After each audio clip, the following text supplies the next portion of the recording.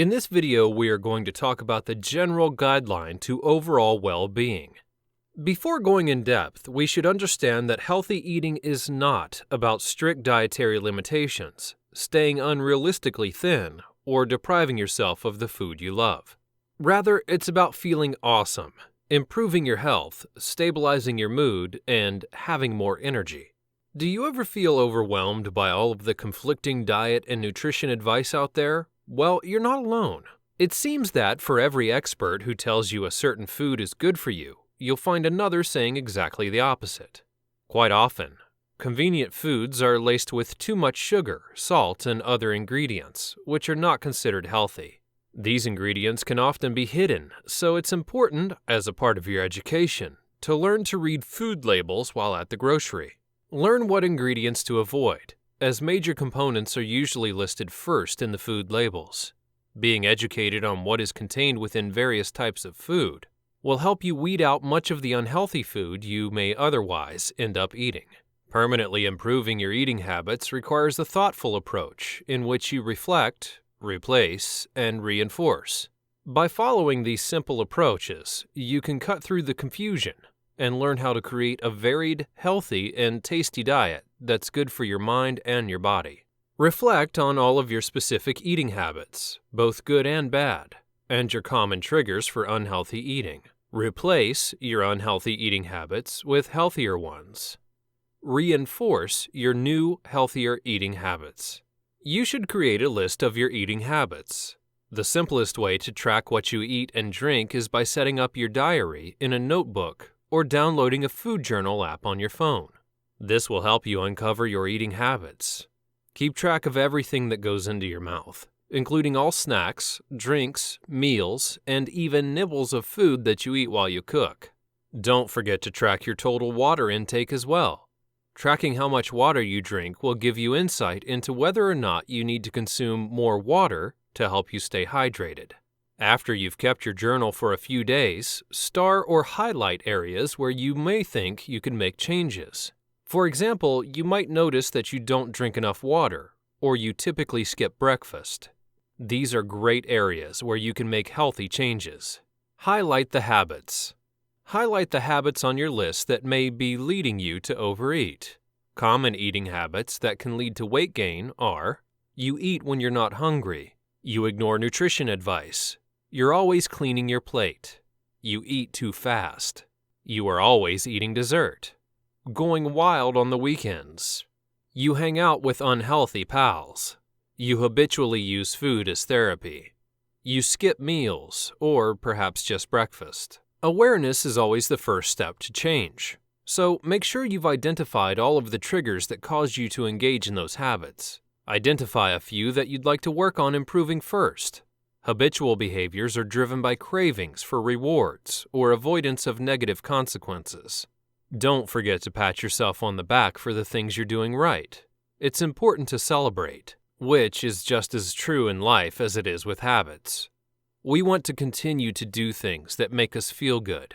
And because an action needs to be repeated for it to become a habit, it's especially important that you reward yourself each time that you practice your new habit.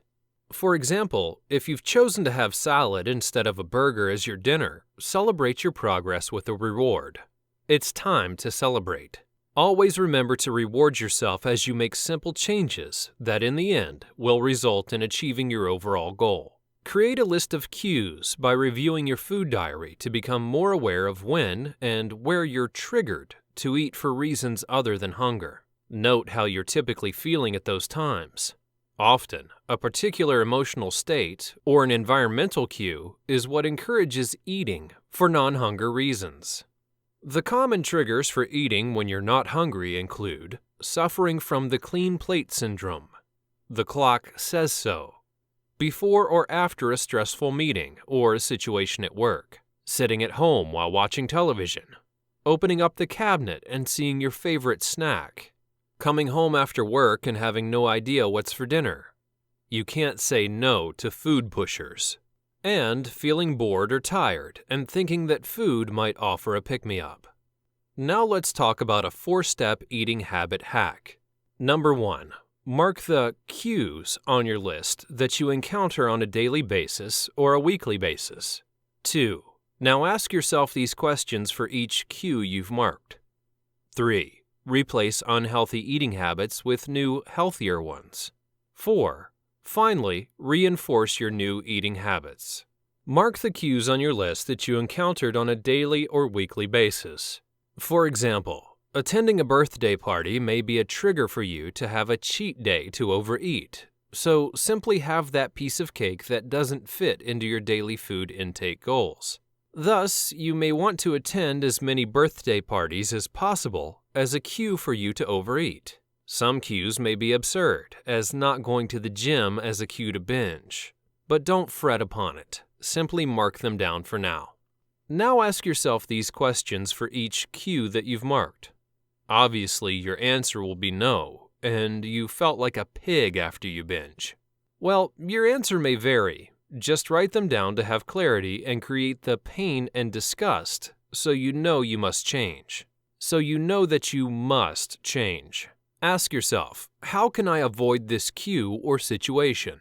After noticing the cues and the pain your non-empowering actions brought upon you, find a way to avoid that situation. This option works best for cues that don't involve another party. For example, you choose a different route to work instead of your usual route to avoid that McDonald's along the way.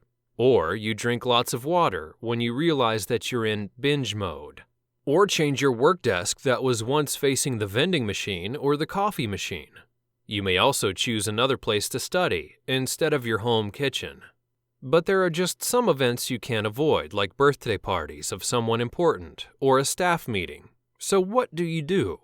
Ask yourself this question. For things that I cannot avoid, what can I do differently to eat healthier? The key here is to plan ahead, and when you ask this question beforehand, your brain will naturally find better alternatives to make sure that you stick to your fitness goals. Maybe it's bringing healthy snacks to work, especially when there are long hours ahead. Track your food and make sure it fits your daily macronutrients, and don't overeat. Being food conscious in a party is a good way to control yourself. Eat lots of veggies before attending a party. Being filled before the party is a good way not to binge. Replace unhealthy eating habits with newer, healthier ones. Now that you've asked yourself the above questions and have a clear sense of awareness, you simply have to take action to replace your old eating patterns.